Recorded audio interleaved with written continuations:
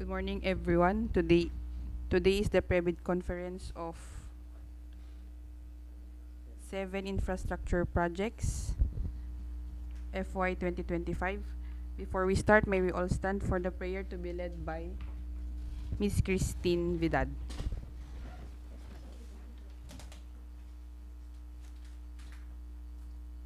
Let's bow down our heads and let us pray. Heavenly Father, we thank you for this day and for gathering us here. As we begin this private conference, we ask for your guidance, wisdom, and clarity in all our decisions and discussions. Grant us fairness, honesty, and understanding, and let everything we do be pleasing in your sight. Bless each one of us and lead us to smooth and meaningful process today. Amen. Thank you, Ms. Christine. And for the attendance, may I acknowledge the presence of our back chairperson, Sir Jerry Iragojos. Present.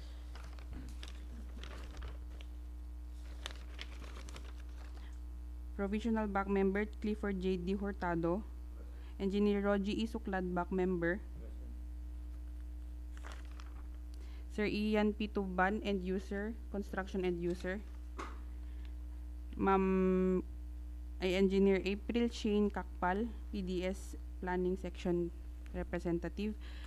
Leilani C. Calaramo, Planning and Design Section Representative. Ma'am Cathy Mayor Vidad, RHU PUDTOL Representative. Engineer Crisel Jane Vidad, Representative. Engineer Ledwin T. Taepan, DepEd Representative.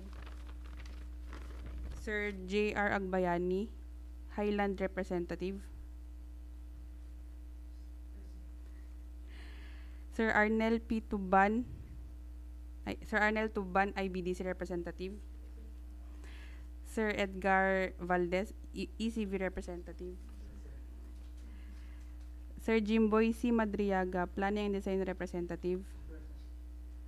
Sir RJ.M. Fernandez, Maintenance and End User.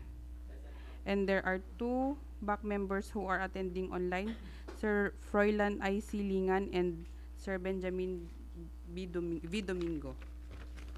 And may I now turn over the proceedings to our back chairperson to preside this private conference. Thank you, Ma'am Syra. So based on the roll call, we have quorum for today's private conference. So to begin with, our first project will be the 25PC0091, completion, upgrading, repair, and equipping of RHU SHC PUDTOL Rural Health Unit, Apayao, with a contract duration of 223 calendar days and approved budget for the contract of 5,970,000. So for this project, may I call Engineer Shane Kakpad to discuss the details.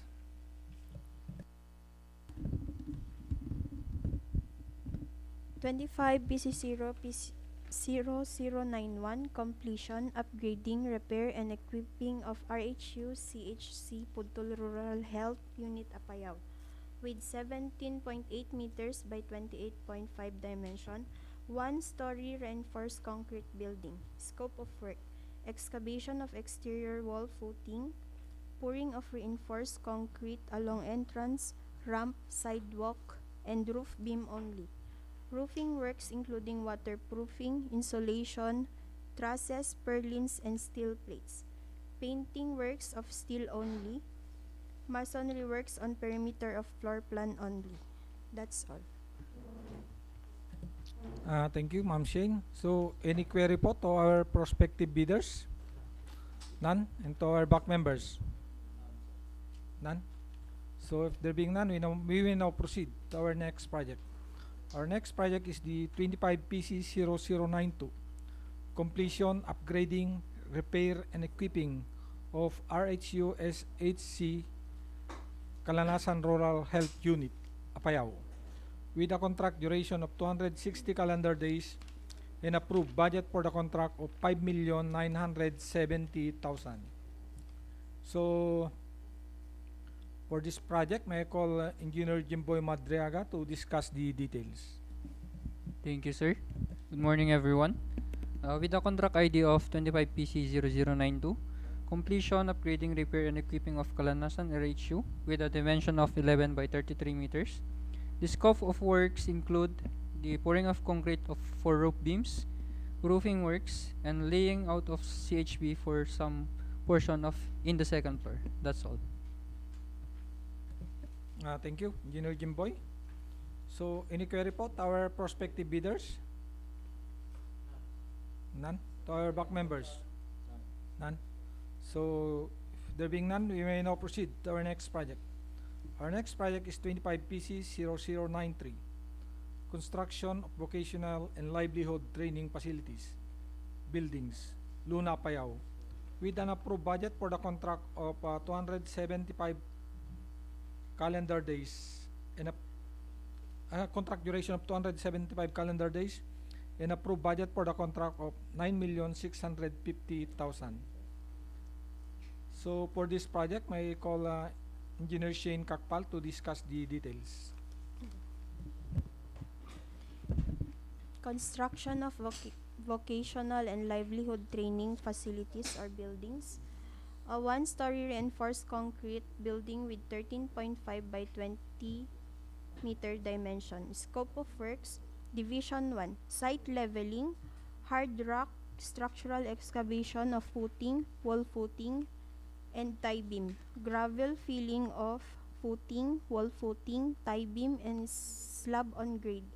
Pouring of reinforced concrete of footing, wall footing, tie beam, and concrete gutter. For Division 2, installation of pipe and fittings of sanitary and water layout, septic tank, sanitary works, installation of plumbing and fixtures, installation of metal and wood frame ceiling, installation of 3D lettering, building logo, hinges, lock set, and wooden cabinet, installation of aluminum glass windows and wooden doors, roofing works including waterproofing and installation, truss, purlins, sagrads, steel plates, and other steel works, installation of tiles, masonry works with plastering and painting both sides, painting works of wood, ceiling, and steel, and for electrical works, installation of conduits, boxes, and fittings, installation of PVC pipes, installation of wires and cables, installation of switches and outlets, installation of lighting fixtures. For mechanical, installation of one air condition unit, and for God, PWD grab bar, installation of trowel finish of ramp, stainless pipe bar ramp. That's all. Thank you, Engineer Shane. So, any query po to our prospective bidders? None? To our back members? So, none? So, there being none, we may now proceed to our next project. Our next project is the 25PC0094, construction of school health facilities, Luna Central School, Luna, Apayao, with a contract duration of 120 calendar days and approved budget for the contract of 2,487,000. So for this project, may I now again call Engineer Shane Kakpal to discuss the details. Construction of school health facility, Luna CS, Luna, Apayao. A one-story reinforced concrete school health facility with a dimension of 9 meter by 7 meter.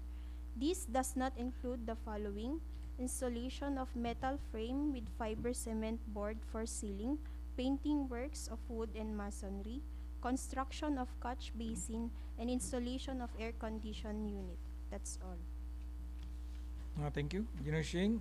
So any query po to our prospective bidders? None? And to our back members?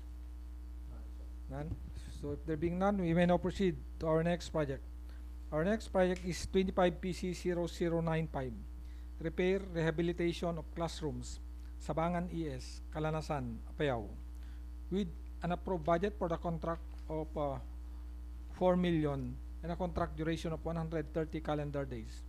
So for this project, may I call Engineer Lanilin Calaramo to discuss the details. Thank you, sir. 25 PC 0095, the repair or rehabilitation of classrooms, Sabangan ES, Calanasan, Apayao. The type of structure is 2 units, 1-story reinforced concrete school building. The scope of works for 6 by 8 classroom, removal of structure and obstruction, pouring of slab on grade, which is the additional width of corridor, fiber cement ceiling board on metal frames, both interior and exterior, replacement of 1 wooden door and wooden jump and 1 additional wooden door with jump, replacement of steel windows to jalousie glass windows on wooden frames, window grill with paint, plastering around the doors and windows opening, replacement of pre-painted corrugated roofing, roof insulation, repainting of masonry wall, wood paint of ceiling, wood jambs, and wood panel door, and etc. Replacement of wooden roof frames to steel frames, steel painting, replacement of electrical wirings and fixtures, 3 kVA solar system with complete accessories.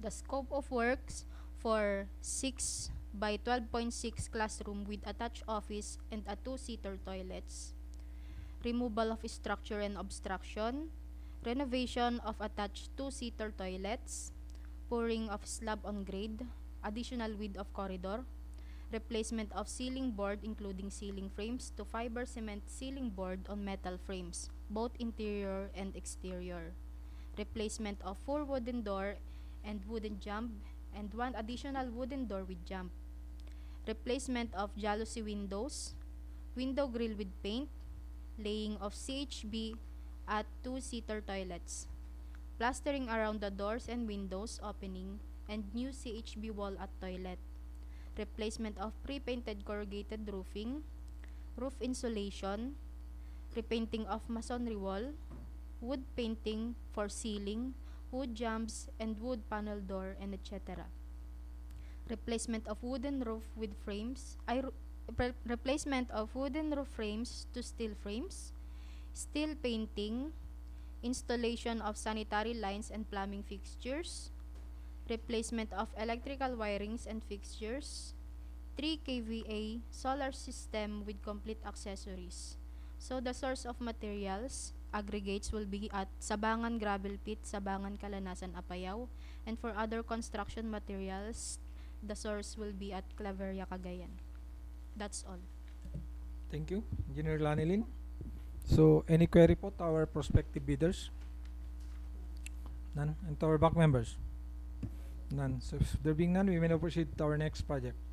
Our next project is 25 PC 0096, repair, rehabilitation of classrooms, San Mariano ES, Santa Marcela, Apayao, with an approved budget for the contract of 4 million pesos and a contract duration of 130 calendar days.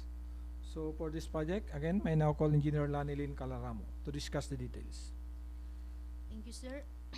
25 PC 0096, the repair and rehabilitation of classrooms, San Mariano ES, Santa Marcela, Apayao, with 2 units, 1-story reinforced concrete school building.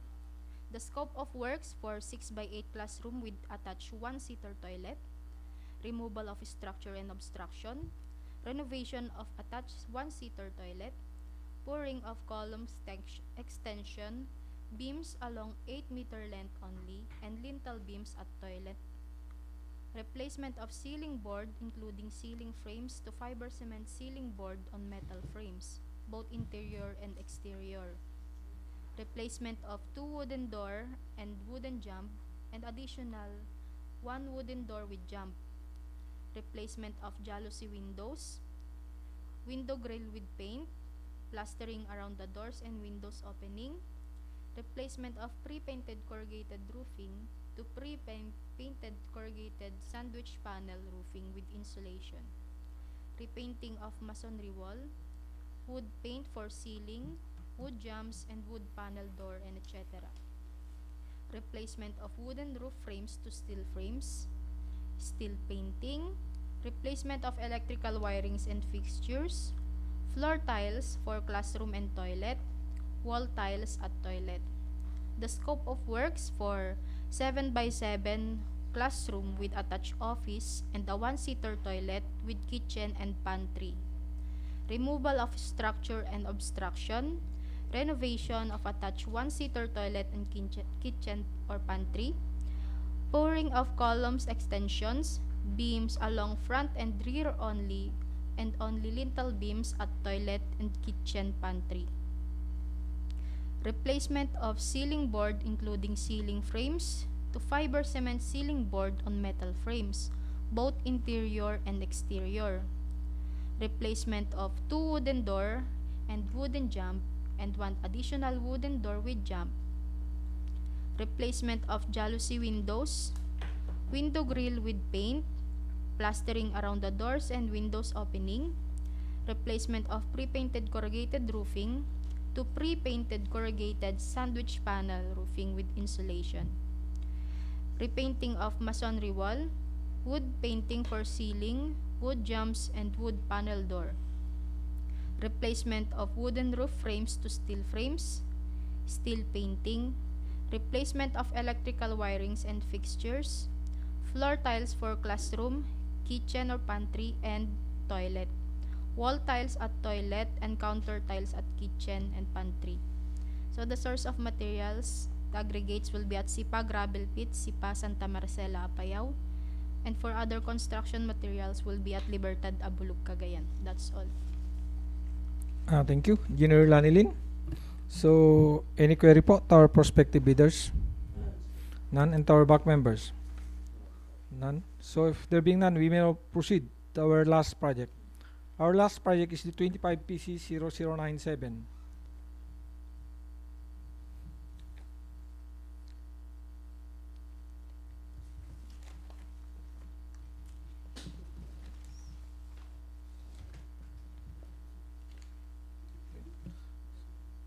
The 25 PC 0097 is the LGU Hospitals, Apayao District Hospital, Apayao, with a contract duration of 160 calendar days and approved budget for the contract of 5,970,000.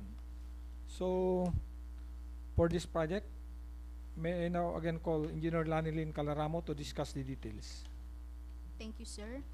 For 25 PC 0097, LGU Hospitals, Apayao District Hospital, Apayao, with 13 by 15 meters, with 2-story concrete building. The scope of works for Division 1, structural excavation of footing and tie beam, gravel filling of footing and tie beam and slab on grade, pouring of reinforced concrete at footing and tie beam, and second floor beams, slab, and column. For Division 2, installment of pipe and fittings and fixtures on first floor only, installment of sewer and water line at first floor, installment of wood and metal frame ceiling works at first floor, installment of aluminum doors and windows at first floor, installment of waterproofing at second floor slab, installment of glazed and unglazed tiles at first floor, CHB layout with plastering with paint finish both sides, and for electrical, the installation of conduits, boxes, and fittings and accessories, installment of wires, cables, and wiring devices, installment of dowel board and breakers, installment of lighting fixtures. That's all. Thank you, Engineer Lanilin. So, any query po to our prospective bidders? None. And to our back members? So if there being none, bid docs are now ready at the procurement unit office. So the deadline of the submission of bid will be on January 28, 2026 at 9 o'clock a.m. So that ends our pre-bid for today. So any motion for the adjournment of this pre-bid conference? May I respectfully move for the adjournment of this pre-bid conference. So it has been moved and seconded. Our private conference is adjourned at exactly 11:07 a.m. Thank you and have a good day to all.